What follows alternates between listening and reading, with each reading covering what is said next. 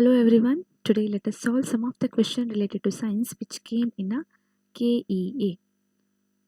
So let's go with the first question. Which gas is used as a coolant in a cold storages? And the options they are given: chlorofluorocarbon, option B nitrogen, option C carbon dioxide, option D ammonia. ಯಾವ ಅನಿಲವನ್ನು ಶೀತಲ ಶೇಖರಣೆಗಳಲ್ಲಿ cold storage ಶೀತಕವಾಗಿ ಬಳಸಲಾಗುತ್ತದೆ? The options are like chlorofluorocarbon, ಸಾರಜನಕ, ಇಂಗಾಲದ dioxide and ammonia.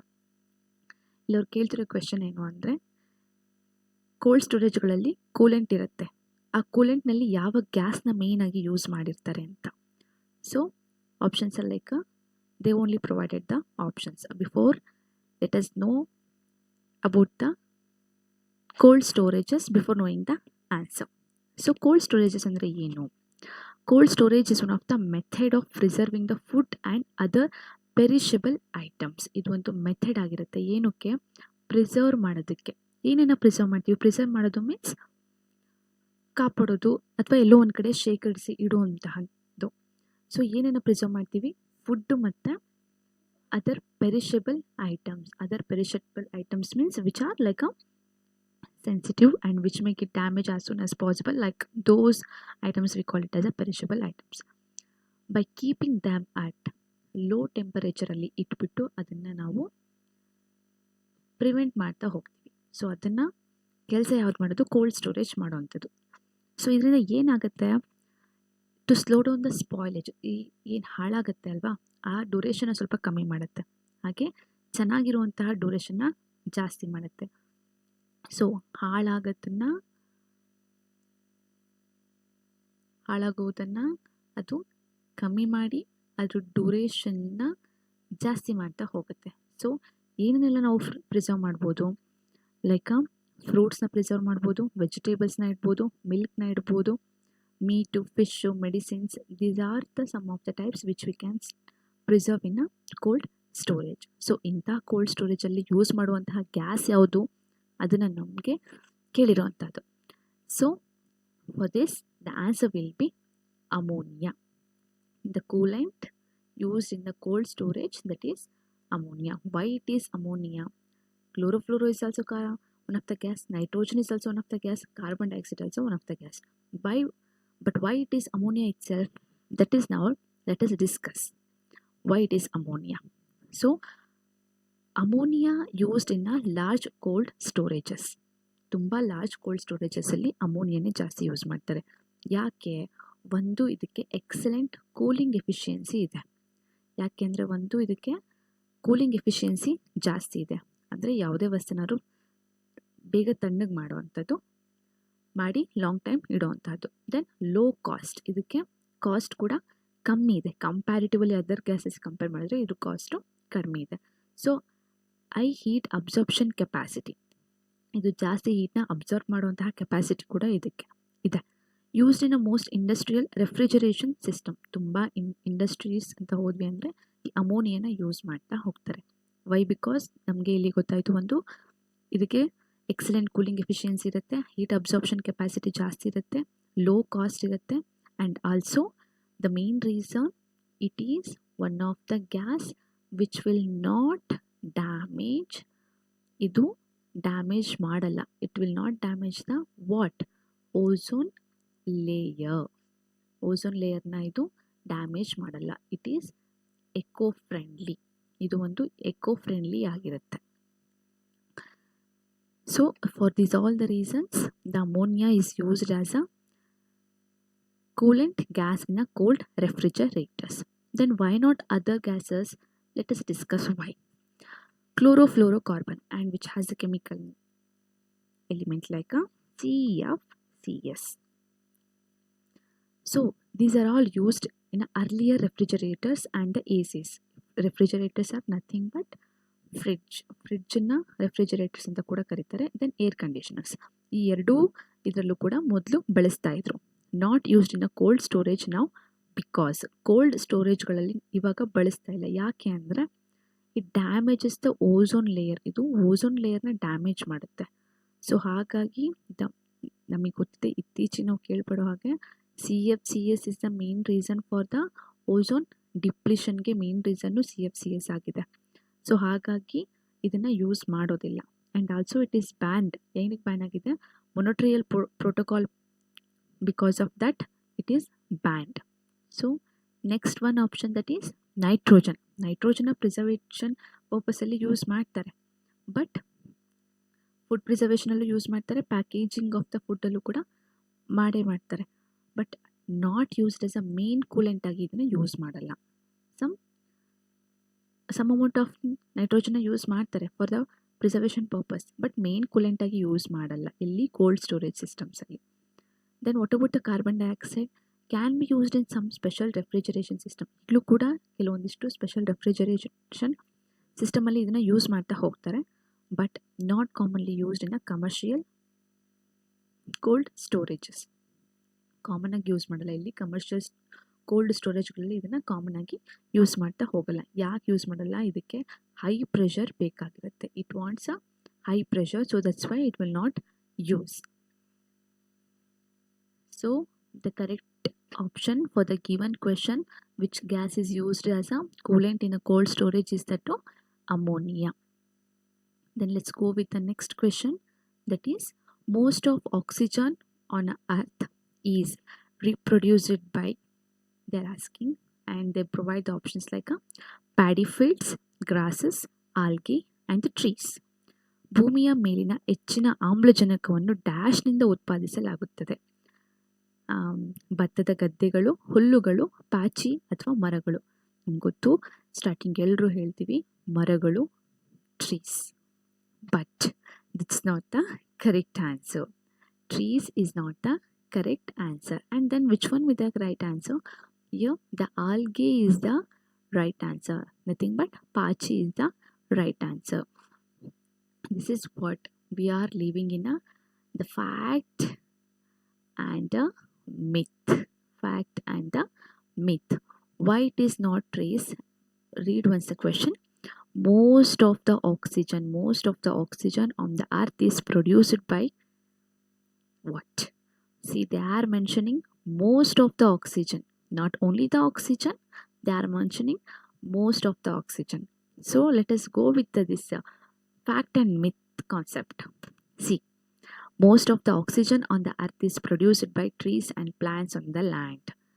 Of course, the plants and the trees will going to produce the oxygen, but it is in a huge or a massive amount? No, that is not in a huge and massive amount. Like most of the oxygen not produced by the trees and the plants. Then about what? More than 50 to 80% of the earth oxygen is produced by the ocean. ಎಲ್ಲಿಂದ ಸಿಗುತ್ತೆ ನಮಗೆ? Ocean. ಓಷನಲ್ಲಿ ಹೇಗಾಗಿದ್ರೆ ನಮಗೆಲ್ಲರಿಗೂ ಗೊತ್ತು algae, ಪಾಚಿ ಬಗ್ಗೆ ನಾವೆಲ್ಲರೂ ಕೇಳಿದ್ದೀವಿ.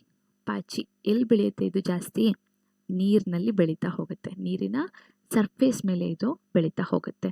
So ocean ಇದೆ ಅಂತಂದಮೇಲೆ, ಓಷನ್ ನಮಗೆ ಗೊತ್ತಿದೆ, ನಮ್ಮ ಭೂಮಿಯಲ್ಲಿ 70% ವಾಟರ್ ಏನೇ ಇದೆ ಆ್ಯಂಡ್ 30% ಲ್ಯಾಂಡ್ ಇದೆ, ಹೌದಾ? ಮ್ಯಾಕ್ಸಿಮಮ್ ಯಾವುದು? ವಾಟರ್ ಇರೋದು. ಸೊ ವಾಟರ್ ಎಲ್ಲ ಕಡೆ ಇದೆ ಅಂದಮೇಲೆ there will be a algae also. More than 50 to 80% of the earth oxygen is produced by the oceans, where the algae will be present.